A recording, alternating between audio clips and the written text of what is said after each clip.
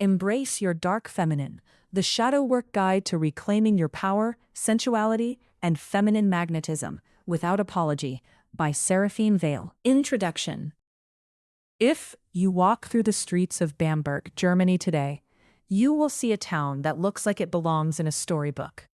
There are bright flowers in window boxes, and the smell of fresh bread in the air. People sit at outdoor tables, drinking coffee and laughing. It is peaceful. It is safe. It is a place where nothing seems hidden. But if you could step back in time to the year 1627, the air would taste like smoke. You would not hear laughter.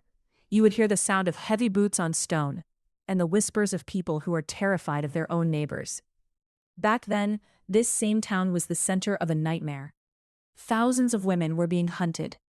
They weren't being hunted because they were evil. They were being hunted because they knew too much, felt too much, or simply refused to be small. In 1486, two men wrote a book called the Malleus Maleficarum, or The Hammer of Witches. It was a manual for how to find and destroy women who didn't fit into a very narrow box. Before this book, women were the healers of their villages. They knew which plants could stop a fever. They knew how to help a mother bring a new life into the world. They were the anchors of their communities. But the Hammer of Witches changed the story. It said that a woman's power didn't come from nature or wisdom. It said her power was a vessel for the devil. It taught the world to fear any woman who was too loud, too smart, or too connected to her own desires. For hundreds of years, the instinctual woman, the one who trusts her gut and owns her strength, was systematically broken. To stay alive, women had to learn how to hide. They had to learn how to be good. We are the granddaughters of the women who survived by becoming invisible. That survival skill has stayed in our blood. It has become a heavy weight that many of us still carry today, even if we don't realize it. The weight of being good. You might know exactly what that weight feels like. It's the exhaustion you feel at the end of the day after saying yes to 5 things you actually wanted to say no to. It's the way you quiet your voice in a meeting so you don't seem difficult. It's the way you check your reflection in the mirror, not to see if you like what you see, but to see if they will like what they see. This is the good girl burden. It is a costume we put on to make sure everyone else is comfortable. We are taught from the time we are very small that being nice is the same thing as being valuable. We are told that if we are helpful, quiet, and pretty, we will be loved. But there is a high price for that love. To keep it, you have to cut off the parts of yourself that are too much. You have to hide your anger, even when it is justified. You have to hide your ambition so you don't seem greedy, because that might make people look at you in a way you can't control. When you spend your whole life hiding your shadows, you don't just lose the bad parts, you lose your light too. You start to feel spiritually gray. Life becomes a series of chores and expectations. You are over-functioning for everyone else, but your own soul is starving. You are doing everything right, yet you feel like something is deeply wrong. This feeling isn't a mistake. It is a wake-up call. Those buried parts of you, the dark feminine traits that were demonized hundreds of years ago, are tired of being underground. They are trying to breathe. The pale feminine and the dark feminine. Think of your personality like a garden. For a long time, you have only been allowed to grow the flowers that look pretty in the sun. This is what we call the pale feminine. It is the side of you that is kind, nurturing, and soft. There is nothing wrong with these traits. They are beautiful. But a garden that only has sunshine and soft petals eventually dries up.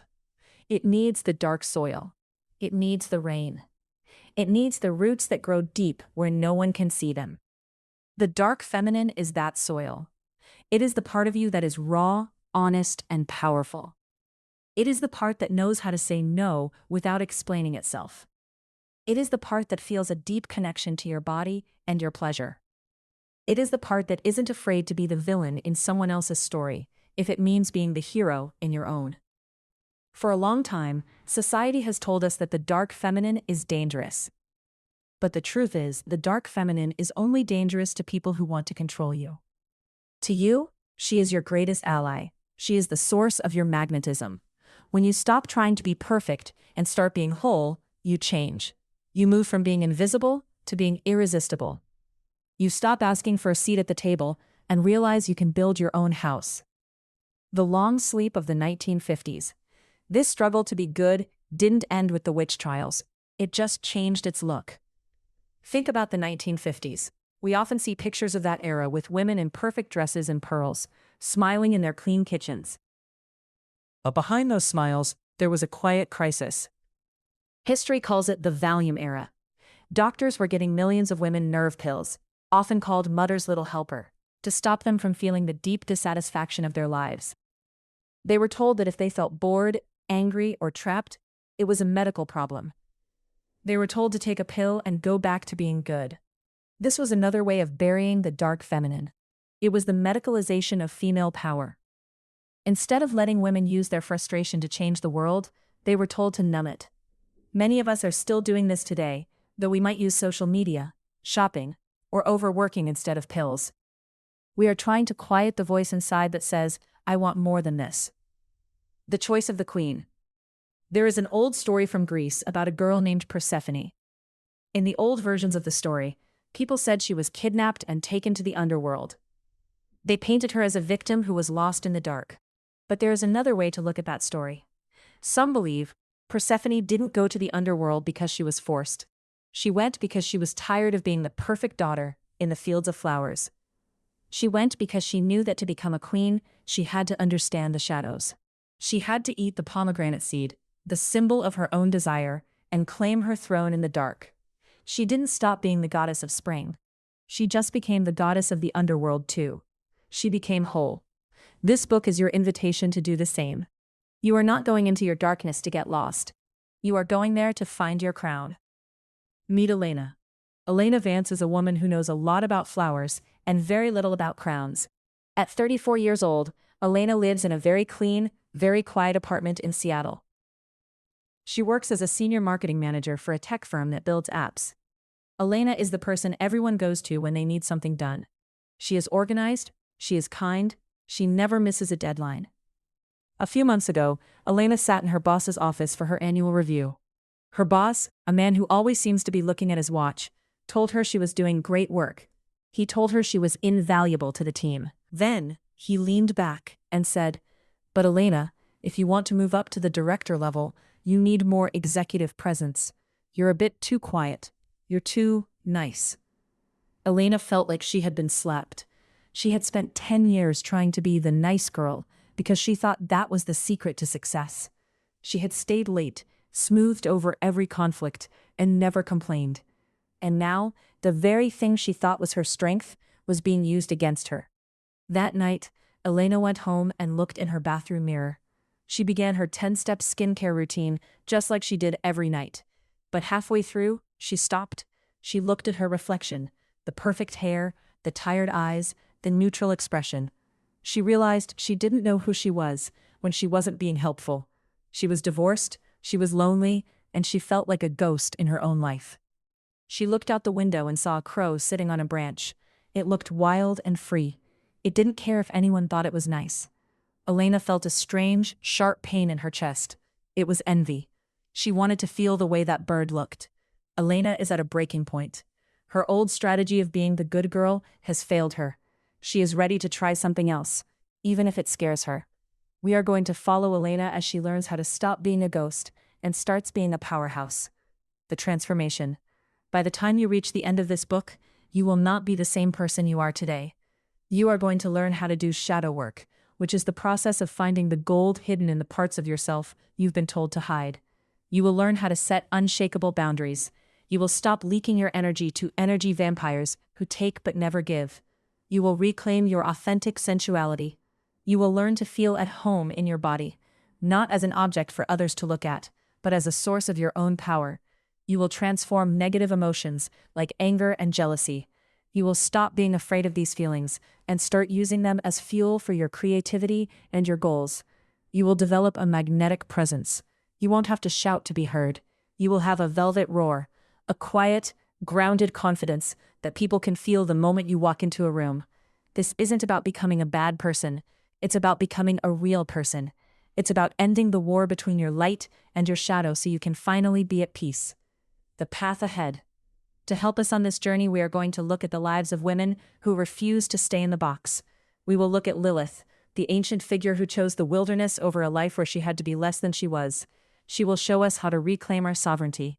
We will look at Hedy Lamarr, the Hollywood star who was called the most beautiful woman in the world, but who was secretly a genius inventor. She will show us how to use our shadow traits to protect our brilliance. We will look at Sarah Bernhardt, the legendary actress who lived so unapologetically that she slept in a coffin just to understand the mystery of life. She will show us how to master the gaze and own our magnetism.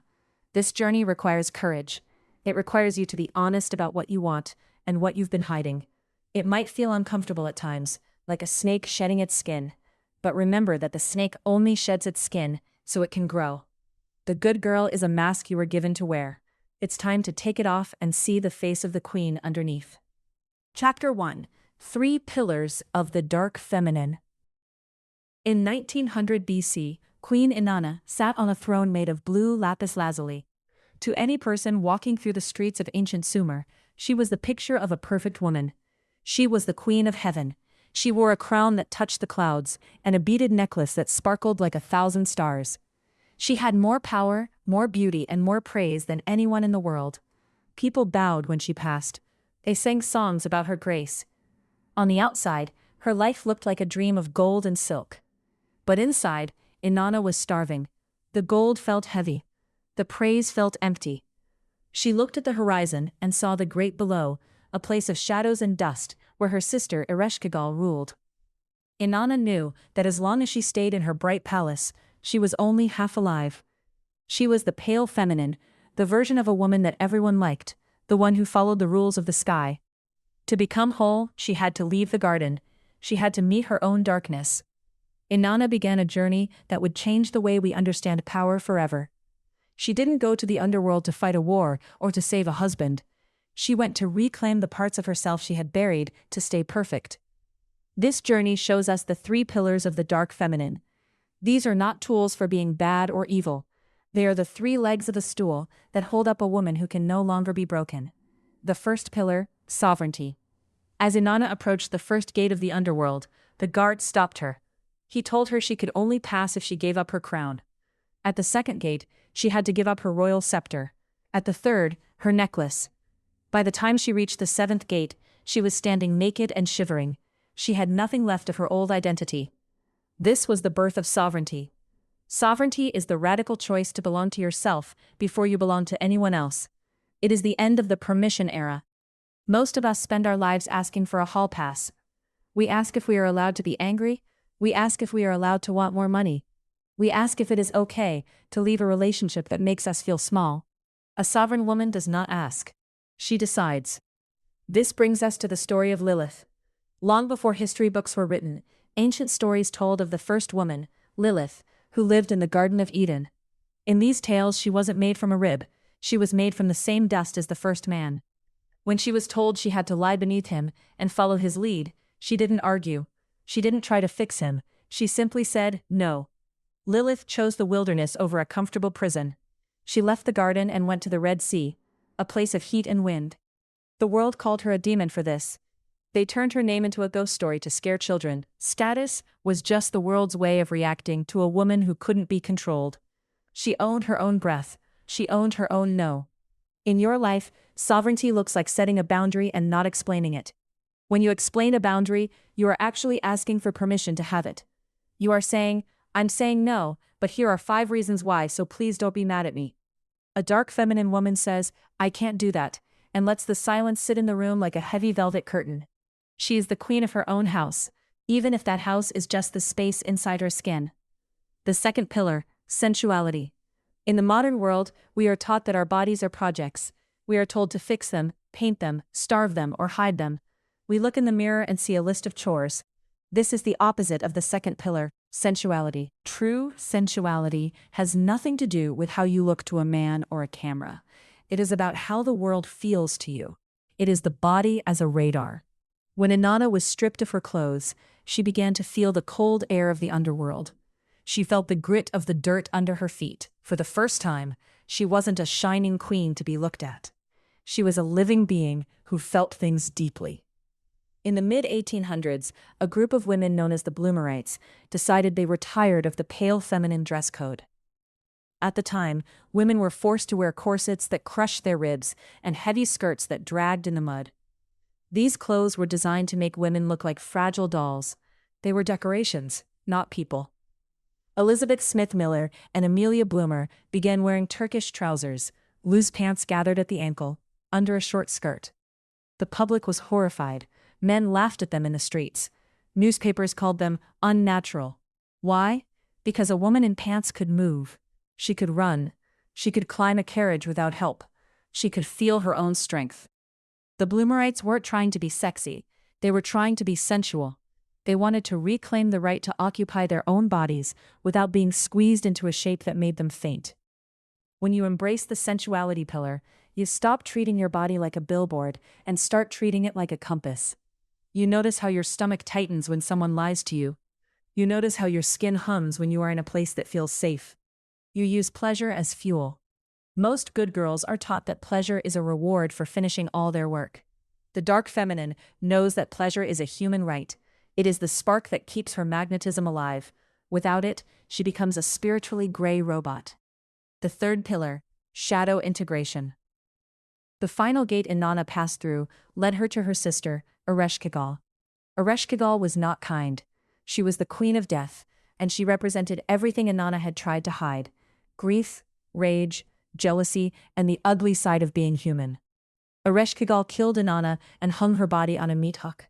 This sounds like a horror story, but it is actually a story of healing.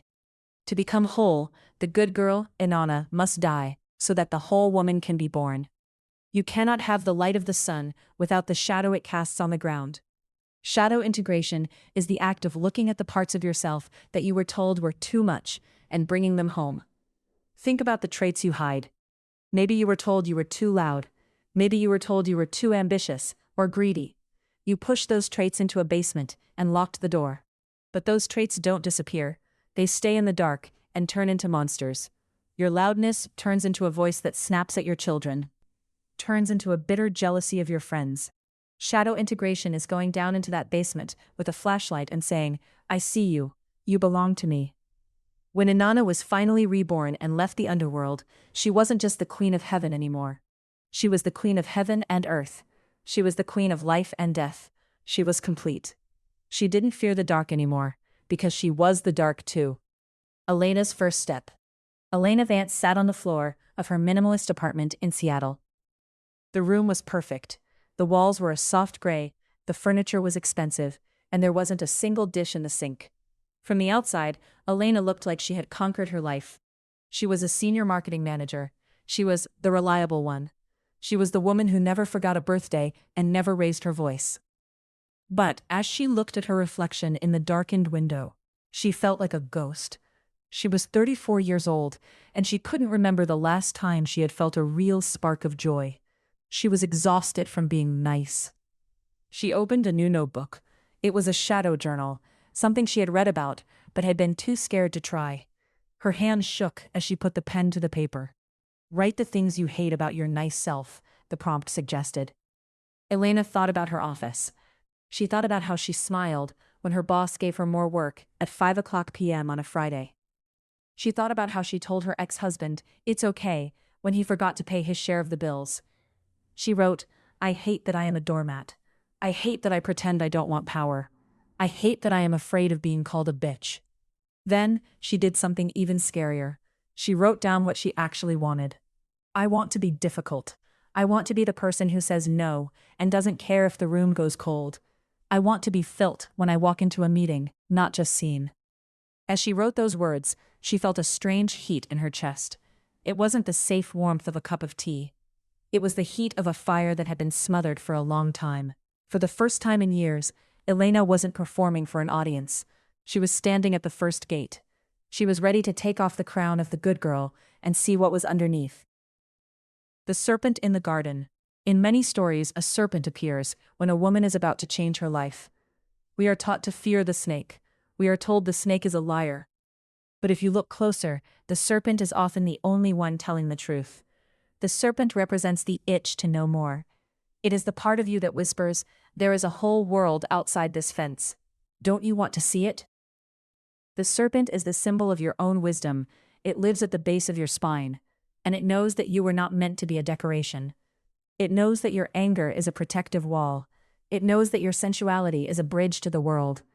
When you begin to work with the 3 pillars, you are choosing to listen to that serpent. You are deciding that forbidden knowledge, the knowledge of who you really are, is worth more than the safety of the garden. The pale feminine stays in the garden because she is afraid of the thorns. The dark feminine walks into the woods because she knows she is the thorns. She knows that her intensity is not a flaw. It is her frequency. You should know that this path is not free. There is a price for sovereignty, sensuality, and shadow integration. When you start owning your no, some people will leave. People who benefit from your yes will tell you that you have changed. They will say you are cold or hard. They will try to guilt you back into the box. When you start living in your body and honoring your pleasure, people may judge you.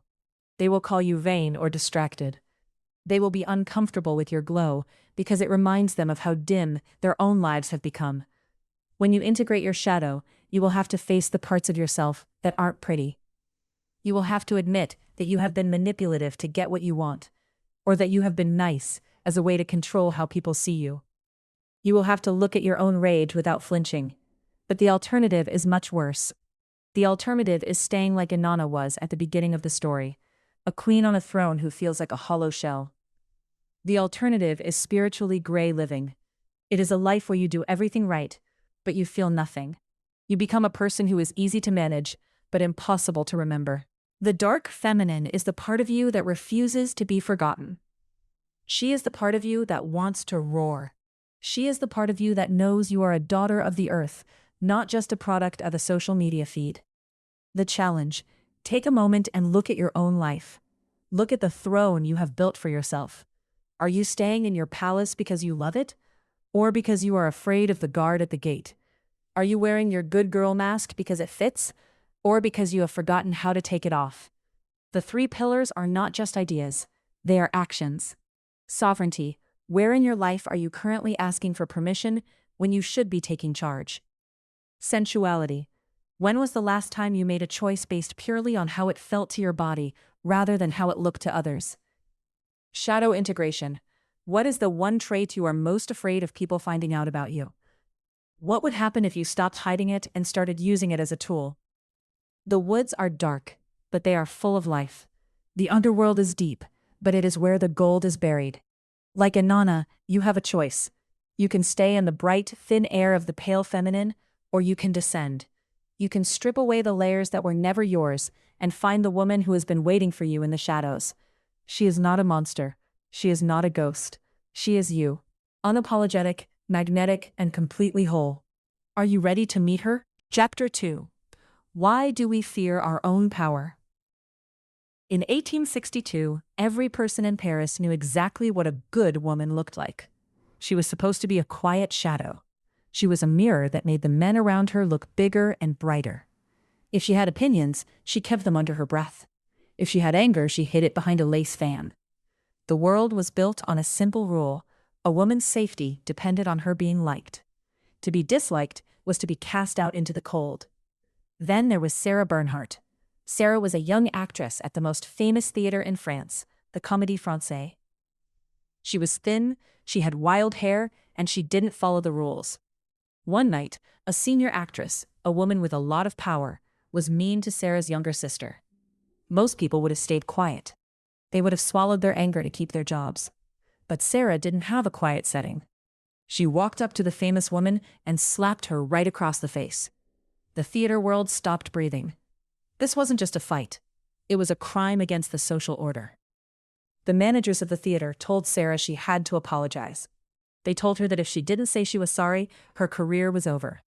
They expected her to crumble. They expected her to realize that a woman alone couldn't survive without the good graces of the powerful. Sarah looked at them and walked out. She didn't apologize. She quit. The newspapers went on the attack. They called her the skeleton because she was thin. They called her the mad woman because she refused to be controlled. They tried to shame her into disappearing. But something strange happened. The more they hated her, the more people wanted to see her. By refusing to be a good girl, Sarah discovered a secret power. She realized that being disliked by the wrong people was actually the key to being loved by the right ones. She didn't just survive, she became the most famous woman in the world. She bought her own theater. She traveled the globe with her own rules. She proved that the safety women were promised in exchange for their silence was actually a cage. The safety bias. We often wonder why it feels so scary to stand up for ourselves. We know we are being mistreated. We know we deserve more. Yet when the moment comes to speak up, our hearts race, our palms sweat, and our throats tighten. This isn't just a lack of confidence. It is a biological survival program called the safety bias. For thousands of years, humans lived in small tribes. If the tribe liked you, you got food and protection. If the tribe kicked you out, you died in the wilderness. Because of this, our brains are hardwired to see social rejection as a literal threat to our lives. When you think about saying no to your boss or setting a boundary with a friend, your brain reacts the same way it would if a lion were standing in your living room. This is why the pale feminine, the version of us that is always nice, always helpful, and always quiet, is so hard to let go of. She is a shield. We wear her because we think she keeps us safe. We tell ourselves, if I'm nice enough, they won't leave me. If I work hard enough, they will finally see my value. If I stay quiet, I won't get in trouble. The problem is that this safety comes at a very high price. While you are busy protecting your social standing, you are slowly killing your own soul. You are trading your power for a seat at a table where you aren't even allowed to speak. The likability trap. Modern society has a very specific trick it plays on women. It's called the likability trap. A famous study at Harvard in 2012 looked at how people view leaders. They found that for men, success and likability go together. The more successful a man is, the more people like him. The study showed that when a woman is seen as competent and powerful, people like her less. If she is liked, people often think she is less capable. This creates a no-win situation. If you are strong, you are a villain. If you are sweet, you are a doormat. Most of us spend our lives trying to walk a thin line right in the middle. We try to be strong but not too loud, or smart but not intimidating. We are exhausted from trying to manage how everyone else feels about us. We fear our own power because we have been taught that power makes us unlovable. Sarah Bernhardt understood this trap better than anyone. Instead of trying to be liked, she leaned into being too much. She slept in a coffin to understand the character of a dying woman. She wore real snakes as jewelry. She didn't try to be the girl next door. She became a legend. She realized that if you are going to be judged anyway, you might as well be judged for being exactly who you are. Elena's night at the mixer. In a modern office building in Seattle, Elena Vance stood at a networking event. The room was full of glass walls and expensive drinks. This was exactly the kind of place where Elena's good girl training usually took over. She was a senior marketing manager, but in rooms like this, she felt like a server. She spent her time nodding, smiling, and making sure everyone else's glass was full.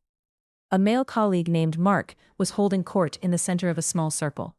He was talking about a project that Elena had actually finished, but he was making it sound like it was all his idea. "The strategy I put together really changed the game," Mark said, puffing out his chest. Elena felt a familiar heat in her chest. It was the velvet roar trying to wake up. It was the part of her that knew the truth. But as soon as she opened her mouth to correct him, the safety bias hit her like a wall. Her brain started screaming warnings. "Don't make a scene. Everyone will think you're difficult. You'll ruin the vibe of the party." She felt the fear of the gaze. It felt like 1,000 eyes were watching her, waiting for her to fail. She took a sip of her water and looked down at her shoes. She let Mark keep talking. She stayed in the pale feminine because it felt safer than the alternative. But as she stood there, she remembered the crow she had seen outside her window. She remembered how it didn't care who was watching. It just flew. She realized that by staying quiet to save her reputation, she was actually losing her respect for herself. She wasn't just avoiding a fight, she was avoiding her own life. Social death versus soul death. To reclaim your power, you have to make a choice between two different kinds of death. Social death. This is the fear that people will stop liking you. It's the fear that you'll be called difficult, cold, or a diva. It is the fear of being the bad guy in someone else's story. Soul death. This is the slow fading away of your true self. It happens every time you say yes when you mean no. It happens every time you let someone take credit for your work. It is the feeling of being spiritually gray, alive on the outside, but empty on the inside. We fear social death because